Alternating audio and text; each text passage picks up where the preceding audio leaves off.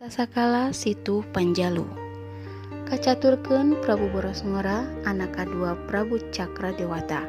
Ari Prabu Cakradewata teh raja kerajaan Panjalu anu kawentar gagah tur sakti, tapi teu percaya kana ayana dewa anu mangsa harita jadi kapercayaan balarea. Ngaran Cakra teh ngandung harti nolak kana ayana dewa. Ari ajaran anu diagem ku Cakradewata nyaeta Sunda wiwitan. Kulantaran terpercaya ka dewa, Cakradewata marentahkeun Prabu Borosngora pikeun nyuprih ilmu anu bisa ngajawab kana kahamham dirina. Mimitina Prabu Borosngora teh neangan ilmu kadugalan, tapi ilmu anu diteuleumannana tetela lain anu dipikaharep ku Prabu Cakradewata. Antukna Prabu Borosngora miang deui ti karajaan. Ngan ayeuna mah Prabu Cakradewata mere syarat Prabu Borosngora kudu mawa gayung keur mawa cai dina waktuna mulang deui ka karajaan. Tapi eta gayung teh dipolongoan nepi ka ceuk syariatna mah pamohalan bisa dipake mawa cai. Malah tong boro mawa dalah keur nyiuk oge pamohalan aya cai anu bisa kawadahan.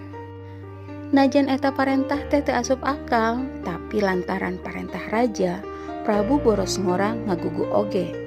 Satengahing lalampahan di hiji tempat anu mayakpak lir sagara Kesik, Prabu Borosngora tepung jeung hiji jalma anu ngaranna Sayyidina Ali.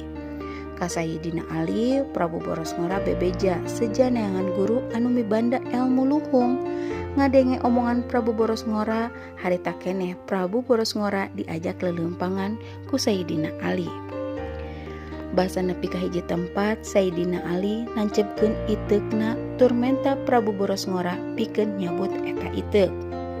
Mimitina Prabu Borosngora nyangka eta pamenta jalma anyar pinanggih teh bakal gampang ditedonanana.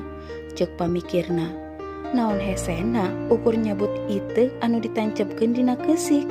Ngan barang ceug leungeun Prabu Borosngora teh nyabut eta iteuk teu wudu ngaranjug reuas. Iteuk anu ditancepkeun ku Sayyidina Ali teh hese pisan dicabutna. Najan Prabu Borosngora geus usaha satekah pola ngetrukeun ilmuna, iteuk teh tong boro bisa kacabut, oyag oge henteu. Antukna Prabu Borosngora takluk.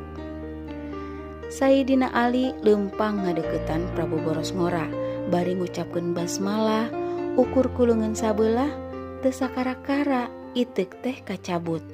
Nempo eta kajadian, Prabu Borosngora ngarasa hemeng. Tidinya mah Prabu Borosngora guguru ka Sayyidina Ali tur asup kana ajaran anu diagemna, nyaeta agama Islam. Sanggeus guguru mang taun-taun, Prabu Borosngora mulang deui ka Panjalu.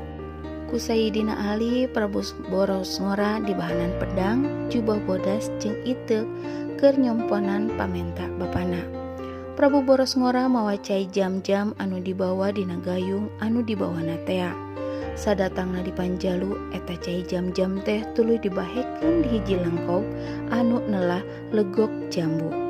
Aneh, cai anu dibahekeun ku Prabu Borosngora teh terus ngocor.